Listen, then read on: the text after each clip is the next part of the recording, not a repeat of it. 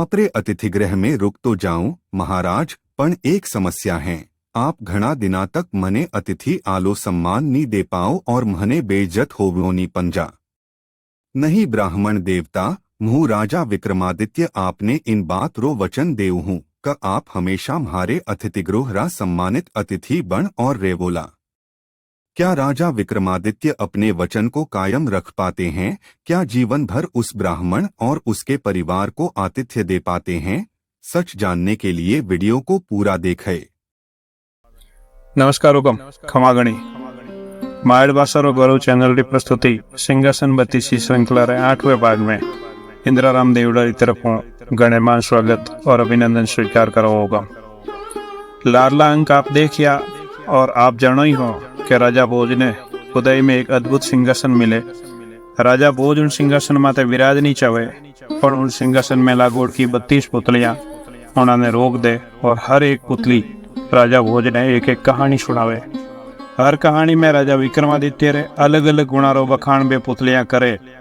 राजा भोज भी बड़े चाहूं बे कहानियां सुने और खुद ने राजा विक्रमादित्य आले दाई एक सर्वगुण संपन्न शासक बनावन की प्रेरणा लेवे। लाडला सब अंका ने आप देखिए ही वाला, अगर नहीं देख पाया वो तो सब अंकारा लिंक डिस्क्रिप्शन में दियोड़ा है, जरूर देख ले रहो। आपने सब अंक एक नई प्रेरणा देवन नो काम करेला और इन पूरी श्रृंखला के बारे में आपने विगतवार जानकारी भी करवेला। आपने आ श्रृंखला कैडी लगे कमेंट बॉक्स में लिख और जरूर बताओ।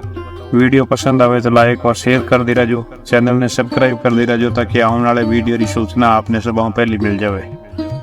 आज वाले अंक में सिंहासन में लागोड़ की छठी पुतली रविभामा राजा विक्रमादित्य रे आतिथ्य री सत्कार वाले गुण ने उजागर करती ये कहानी सुनावे। तो आओ अपा भी सुना और इन कहानी रो आनंद लेवा। आज की कहानी है राजा विक्रमादित्य रो आतिथ्य सत्कार। छठवीं पुतली रविभामा राजा भोज ने कहानी सुनावन लगी। एक दिन राजा विक्रमादित्य नदी रे किनारे बणियोड़े आपरे महल में उभा प्रकृति री सुंदरता रो आनंद लेवता हा। बरसात रो मौसम हो तो नदी में भी उफान आयोड़ो हो। रिमझिम बरसात हो गई, नदी रे पानी में भी कड़कड़ री आवाज, मोर और पपैया री सुमधुर ध्वनि, हौले हौले चाल तो सुमधुर और सुगंधित बायरो उन मौसम रे आनंद ने चौगुणो कर दियो। राजा विक्रमादित्य एड़े मौसम में इन महल में आ और प्रकृति री सुंदरता रो आनंद लिया करता हा। अठे आवने राजा ने राजकाज रे बारू और दौड़ बागू कुछ टाइम वास्ते आराम मिल जाओ। तो राजा महल में खड़ा ही हा जिते राजा देखियो कि एक ब्राह्मण परिवार नदी किनारे खड़ो है। कपड़ा फाटोड़ा है, मुंडा उतरियोड़ा है, यूं लगे हो कि कई दिनारा भूखा है। ब्राह्मण नी लुगाई और टाबरा री बुरी हालत हो योड़गी, दिखण में बहुत ही गरीब लागता। देखता देखता अचानक बेशक नदी में कूद गया और बचावन वास्ते जोर जोर चिल्लावन लगा। राजा विक्रमादित्य उन्होंने बचावन वास्ते नदी में कूद गया। एकला सभा ने नहीं बचा पाया तो आपरा दोनों बेताला ने याद करिया। सब मिल और उन ब्राह्मण परिवार ने नदी उबारे काढ़ियो और महल में ले आया। महल में आया पछे राजा विक्रमादित्य ब्राह्मण ने आत्महत्या करने का कारण पूछियो। ब्राह्मण बतायो कि वो विक्रमादित्य रे राज रोज रहने वालो है और गरीबी उतंगा और मरण वास्ते नदी में कूदियो हो। ब्राह्मण बतायो कि वो आपरे परिवार ने भूखों मरतो नहीं देख पायो और इन वास्ते मरण ने तैयार हो। वो बतायो कि उन्नी गरीबी रो कोई उपाय नहीं मिलने कारण आत्महत्या करतो हो। ब्राह्मण बतायो कि आपरे राज्य रे लोग इतना आत्मनिर्भर है कि सब काम खुद ही कर लेवे। इन वास्ते उन ब्राह्मण ने कोई काम या रोजगार नहीं देवता, कोई उपाय नहीं मिलिया हूँ। आखिरी उपाय मरना हो और ब्राह्मण मरण वास्ते तैयार हो। राजा विक्रमादित्य ब्राह्मण ने कहो कि आप जितना दिन चाहो राजमहल री अतिथिशाला में पूरे परिवार सागे रुक सको हो। उठे आपने कोई कमी नहीं रहेला, आपरी हर जरूरत पूरी होने की व्यवस्था हमारी तरफ हो जाई। ब्राह्मण कहो रुक तो मैं जाऊँ, पर एक बात रो डर है कि कई दिन तक तो आप मारी और हमारे परिवार आओ भुगत बढ़िया तरीके कर ले, पर पछे आप भी दाब जाओ और मुँह आपने बाहर लाग जाऊं। बिना मान सम्मान रो अतिथि बनिया पछे मान घट जाई। मुँह नहीं चाहूँ कि कटे कोई माते बाहर बन और मुँह हमारे परिवार सगे रहूँ। राजा विक्रम ब्राह्मण ने विश्वास दियो एडो कदी नहीं होवेला, आपरे आतिथ्य में कदी कोई कमी नहीं आवेला। और विक्रमादित्य बात रो वादो ब्राह्मण कर और ब्राह्मण परिवार ने अतिथिशाला में ठहराई दियो। ब्राह्मण परिवार की सेवा चाकरी वास्ते नौकर चाकर लगा दिया और हुक्म दे दियो कि इन्होंने मांगे जी उपलब्ध करावनो है, कदी कोई चीज की कमी नहीं आनी चाहिए। अब महाराज रे परिवार तो मौज बन गई। भावे जी में चौका चौका फेरे और बढ़िया पलंग माथे पूरे दिन आराम सुता रहे। थोड़ा दिन थी तो ठीक चालतो रह्यो, पण थोड़ा दिन पछी आ तकलीफ उगी कि राजमहल रो कोई भी नौकर उठे ब्राह्मण परिवार की सेवा में नहीं लागनी चाहे। जे माडी भेजे तो वो नौकरी छोड़ने भाग जाए। राजा विक्रमादित्य मन में विचार करियो कि नौकरान उठे कई तकलीफ है, क्यों नहीं जावनी चाहे। राजा खुद जा और अतिथि सालारी हालत देखी तो ठा पड़ी गुटारी तो भूंडी हालत हुई। वो ब्राह्मण परिवार कई दिनों तक स्नान नहीं करे, जटे रहे उठे ही गंदगी कर दे, उठे ही मलमूत्र विसर्जन कर दे।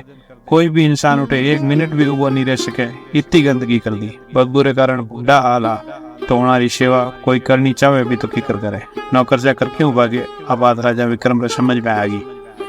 राजा विक्रम वचन करियोड़ा उन ब्राह्मण परिवार के कदी कोई कमी नहीं आउण दो, तो वचनारा बंदियोड़ा राजा खुद उन ब्राह्मण परिवार की सेवा में लाग गया। अब राजा विक्रमादित्य सुबह शाम रात दिन उठता बैठता जागता सोता उन परिवार की सेवा में लगोड़े रहे, उनारी हर इच्छा ने पूरी करे। हालांकि बदबू रे कारण राजा रो माथो फाटन लाग जावे, पण राजा उप तक नहीं करे और सेवा करता रहे। ब्राह्मण कदी पग दबाव न कहे, कदी गंदा कपड़ा धोवण न कहे, कदी भोजन में कोई अलबेली चीज बनाव न कहे। राजा उनारी हर फरमाइश ने पूरी करे, पण ब्राह्मण परिवार ने कदी कोई अपशब्द नहीं कहे।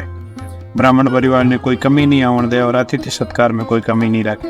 बड़े शबर विक्रमादित्य उन ब्राह्मण परिवार की सेवा चाकरी करता रहे। मलमूत्रों बास तो ब्राह्मण परिवार जिनारी सेवा तो दूर कोई देखना भी नहीं चाहतो, उन परिवार री बचनारे बंदियोड़ा राजा विक्रमादित्य पूरे मनोयोग सेवा चाकरी करता। एक दिन ब्राह्मण राजा ने आदेश दियो कि उन्हें पूरे परिवार रे शरीर माते जितनी भी गंदगी लगोड़ी है उन्हें साफ करे और उन्होंने नया राजसी कपड़ा ला और पहरावे। राजा विक्रमादित्य तुरंत उन ब्राह्मण ने आदेशी पालना करने में लाग गया। आपरे हाथों उनारे शरीर माते लगोड़ो मलमूत्र साफ करने लगा। इते ही एक चमत्कार होयो। ब्राह्मण परिवार का सब गंदा कपड़ा और गंदगी अपने आप ही साफ होगी और उनारे तन माते दिव्य वस्त्र आ गया, उनारे चेहरे माते दिव्य चमक आ गई। देवता वाला दिव्य तेज उनारे शरीर मुँह प्रकट होने लगो, उनारे शरीर मुँह अद्भुत सुगंध होने लगी। उन्होंने देख और विक्रमादित्य भी आश्चर्यचकित होगा। तो वो ब्राह्मण बतायो कि स्वर्ग में राजा विक्रमादित्य आतिथ्य सत्कार प्रशंसा सुनी तो इच्छा हुई कि जा और देखूं कि वास्तव में आप आतिथ्य सत्कार केड़ो है। ब्राह्मण बतायो कि मैं कोई ब्राह्मण नहीं हूँ, मैं तो वरुण देव हूँ और आप आतिथ्य सत्कार परीक्षा लेने वास्ते आयो हूँ। वरुण देव आगे कहो कि वास्तव में जी की बात स्वर्ग में सुनी ही वह बिल्कुल सच्ची बात निकली और आप आतिथ्य सत्कार तीनों लोकों में सर्वोत्तम है। अतिथि रो सत्कार तो देवलोक में भी हुई है, पर जिन हालत में आप अतिथि रो सत्कार करियो उन हालत में कोई भी नहीं कर सके। धन्य है आप अतिथि सत्कार ने। आप इन सत्कारों राजी हो और मैं आपने वो वरदान देऊँ कि आप रे राज में आज रे बाद कदी अनावृष्टि मतलब घनी बरसात और बाढ़ कदी नहीं आवेला। जरूरत मुजब बरसात होवेला और आप रे राज री जमीन खूब धन धान्य पैदा करेला। वो वरदान दे और वरुण देव पाछा आपरे परिवार साथे अंतर ध्यान होगा, स्वर्ग सिधाएगा। आ कहानी सुना और रवि भावा पुतली पाछी आपरी जगह मत जा और स्थापित हो जा। अगली पुतली कौमुदी राजा भोज ने जो कहानी सुनावे बाप अगले भाग में सुनाला। आ कहानी आपने की कर लगी कमेंट में लिख और जरूर बताजो। वीडियो ने लाइक और शेयर जरूर करजो। अगलो भाग ले और जल्दी हाजिर होने की कोशिश करूँ। इन भागू मो इंदिराराम देवड़ा आपको इजाजत चाहूँ। खम्मा गणी। जय जय राजस्थान।